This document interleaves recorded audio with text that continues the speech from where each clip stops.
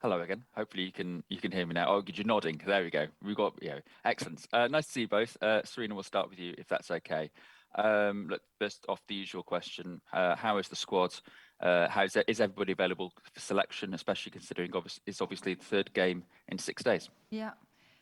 So far, everyone's available. We do have a training after this press conference, but it looks good.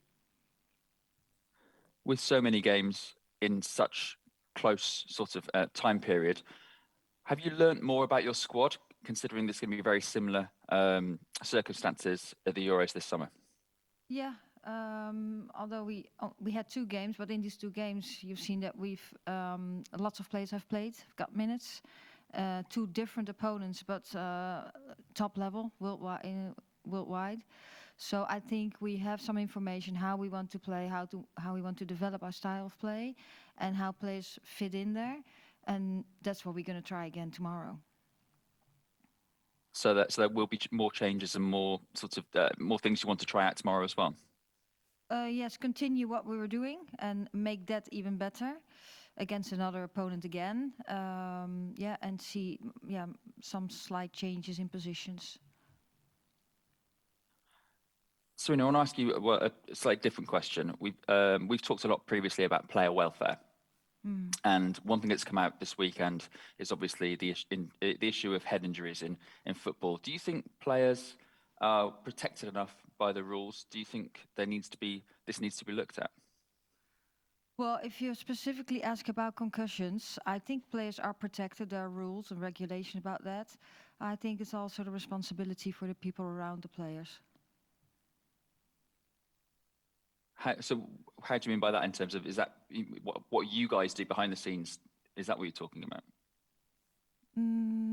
No. Or is it No, a I bigger think issue? you're always, as a staff, a whole staff, technical, medical, physical, you can't see that separate. You're working with human beings. You have to look at the welfare of players, while we're also in an environment where we have to perform, and it's all about winning and perform at the highest level. So looking for that balance, and which is sometimes really hard, because then you have a FIFA period and you have club football, and sometimes the schedule doesn't really help in that, because there's so many games in a short amount of time.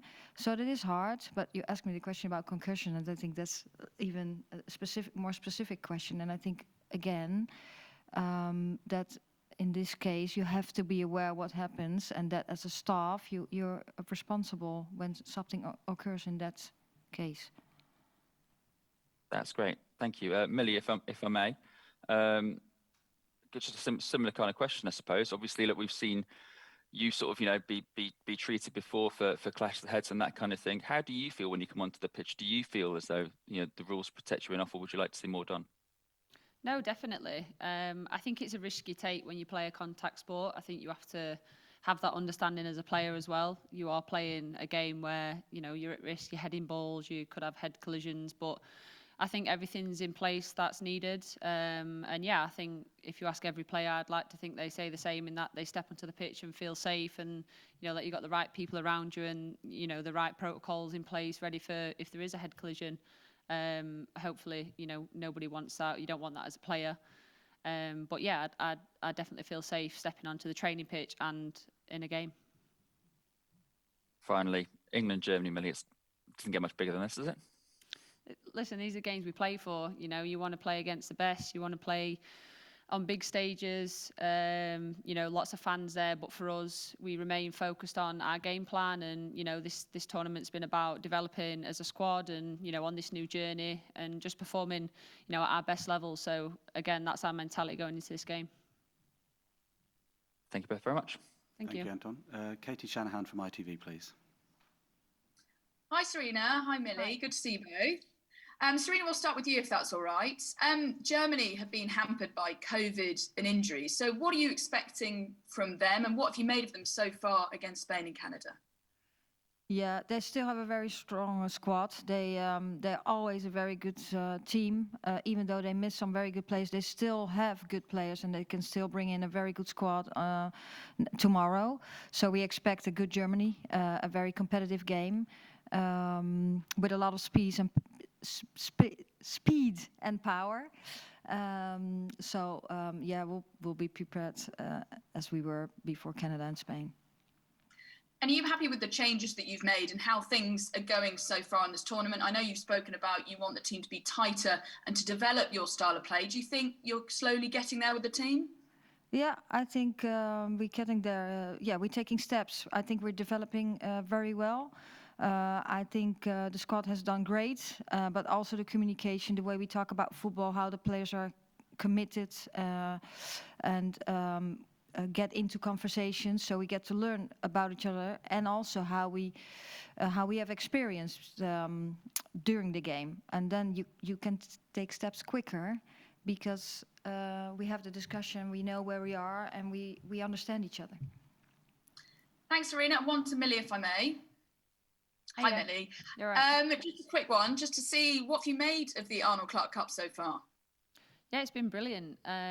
All the girls were really excited coming into this tournament, and especially with it being in England, and being able to get our fans to the stadiums and kind of move around England as well. It's been really exciting. I think it's been really successful, and yeah, we've just loved playing against top teams and been challenged. Thanks, Millie. Thanks, Sarina. Look forward you. to seeing you both tomorrow night. Thanks. Okay, thank you. We'll go to Jo Curry from BBC, please. Hello, both. Sarina, I just wanted to ask, is there anything that you'd like to see from England tomorrow night that perhaps you haven't seen from them so far in the tournament? No, I've seen a lot from us, from the team, and we just want to take the next step again tomorrow. So in all the different moments of the game, we want to improve again. I do think that we created so many chances against Spain that we would really like to score a goal. And to take that next step, and it has to do with decision making, with the final connection between players, and just being ruthless too. It's been around 6 months since you started, and obviously you don't get to work with the players all the time, but how much progression have you seen in them since you came in? Yeah, well, first of all, when I came in, I knew the England squad was very good. But it was even better than I thought, and the players have already so much experience and lots of personalities in the team. So I was just lucky to come in and start working with such a good team and good players. But how we want to, to add some things to the game and to get clarity about our style of play and in development, I think that goes really well. And every time we want to take the next step, so that's what we want to do for tomorrow too. Thanks, Sarina. Millie, we saw in the last game Hannah Hampton making her debut for England. I haven't seen a smile that big in a very long time. I just want to know, what was she like in the changing room afterwards, and what did you say to her? Yeah, it's brilliant, coming into the game. It's a massive moment for her, but it's one that's, truly deserved. I think she's been playing really well. And yeah, she was just ecstatic, like any other player would be. She was just really happy, and played really well, kept us in the game, made some good saves, brilliant distribution. So yeah, I think it was a dream start for her, and yeah, just really proud. And that's something we want in this team. It's not just about 11 players; it's about everybody and everyone developing together. We've all got the one goal, which is obviously to win. But by doing that, we need everyone together. So yeah, it was really nice to see her on the pitch and yeah, just doing what she does best. Everyone always likes to talk up the England-Germany rivalry, but for you, is Germany England's biggest rival at this moment? Everyone's our rival, and I think it's a good mentality to have that, because you can't underestimate any team, whether they've got players missing. It's international football, everyone's got strong squads. So for us, like I said, everyone is our rival. I know it's probably cliche saying that, but that's our mentality, is to prepare the same for every game. Every opponent we want to beat, and we want to play well and keep developing. So, yeah. Thanks both. Good luck tomorrow night. I'll see you there. Thank you. Okay, thanks, Jo. We've got quite a few hands up, so if I can just ask if we can just take one question each, please, to be as fair to everybody. We'll go to Tom Gary from The Telegraph, please. Oh, hi, Sarina. I just wanted to check on the plan with the goalkeepers. Obviously, Mary had one game so far, then Hannah had a game. Are we likely to see Ellie playing tomorrow? Might be. We have one training today, and always after the last training we make the final decisions. We have a plan in place, but we just want to finish that training first before we make the final decisions. Okay, thank you. Emma Sanders, please. Well, hi both, hope you're well. Millie, yeah, I saw some training pictures. It looks like you've been scoring more screamers in training. So is that something that, yeah, you've enjoyed, you know, perhaps playing a little bit more on the front foot in this England side under Sarina Wiegman? Yeah, definitely. I think, you know, that's part of my game. I think that's when I'm at my best. But yeah, I think everyone's in the same place with that. You know, I think you can see the intentions in the games and just everyone's on the same page. It feels really connected. But yeah, I think as a defender, you always want to kind of help the team in any way, shape or form, not just clean sheets, but yeah, adding to the goals. So it's definitely something that I think everyone's working on. We don't want to rely on any individuals. It's a team sport, and yeah, the more we can get on the score sheet, the better. Yeah, and just a quick one for Sarina, if I may. Obviously, we've travelled around the UK. I just wondered how much you've enjoyed that, and also perhaps what you might have heard about the Wolverhampton area and what you're expecting to see there. Yeah, to be honest, I haven't seen many of the environment. It's just the football pitches, the hotels, and and being around players. But the traveling around was pretty comfortable. We're doing fine, and we'll see tomorrow. It seems to be really nice there too. But I'm gonna experience it. Thank you. Thank you. We'll go to Chris Goman, please. It's Chris Goman from Impetus Football. Sarina, I'm just wondering what your thoughts are on the crowds for the non-England matches. These are some of the finest women's teams in the world, but the crowds have been very tiny, which is so disappointing. Do you think it's the weather, the breaks in between the matches, lack of interest, advertising, or something else? And how do you think this bodes for the Euros when England's not playing in the matches they're not playing in? Yeah, I think in the Euros there will be crowds because then that's the big event where everyone is looking forward to, and I think this tournament is so competitive. But it's also, I'm not sure if it's the weather or it's the timings. I think that COVID didn't help, like the previous years around, that people have to start up again. That might be it. I really have had my focus on football and the game itself, so I haven't had a real research myself about what the cost could be. But I hope at least we make people enthusiastic about the games because the level's really high. Thank you. We'll go to...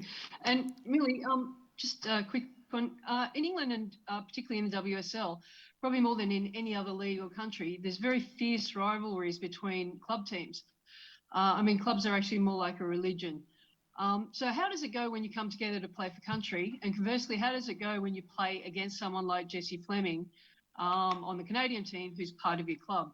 I mean, I saw some of your tackles on Jessie, so I probably know the answer there, but even so. Yeah, when you're at club, you're at club. And I think every game's competitive. I think if you watch the WSL games, there's a lot of grit, there's a lot of fire. There's commitment, and yeah, everyone plays to the highest level, and it's the same when we come away internationally. For me personally, there's no friends in football, so if you're my teammate at club and I'm playing for England, then I'm representing England. So that's my mentality with it, and I think that's everyone else's as well. I think the games that you've seen, everyone's committed. There's some brilliant tackles. It's, you know, the desire to win and to put on a show for the fans. So yeah, I think it's really competitive, and yeah, I think the level's really high. Okay, thank you. We've got time for a couple more. Thank you. Thank you. We've got time for a couple more, so we'll take Asif Burhan, please. Both well. A question for Sarina. Your one goal in the tournament so far has come from the player sitting next to you. So tomorrow, in terms of progress, are you hoping that your forward player can be more clinical against and make the most of the few chances they'll get in top team? I'm really sorry, but I don't understand you. So can you please talk a little slower and a little clearer? I'm sorry about that, but... So your only goal in the tournament so far has come from the player sitting next to you. So tomorrow, are you hoping that your forward... What are you saying about Millie? The only goal in the tournament so far has come from Millie Bright. Okay, yeah. So tomorrow, are you hoping that your forwards can be more clinical and make the most of the few chances you'll get against the best teams? Well, as I just said, and Millie just mentioned it too, it doesn't really matter who scores the goals as long as we score a goal. We want to do better in our final third. And that's about decision making, about connection, about scanning how the situation is too, and then being ruthless.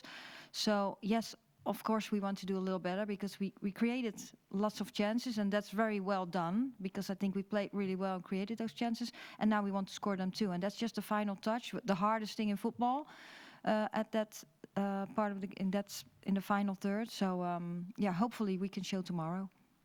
Okay, thank you, and we'll finish with Dan Pentland, please. Just a question for Millie, please. You may or may not come up against Ann-Katrin Berger tomorrow. I think she's only got 3 caps for the German team. How kind of surprised are you that, it's taken so long for her to get international recognition?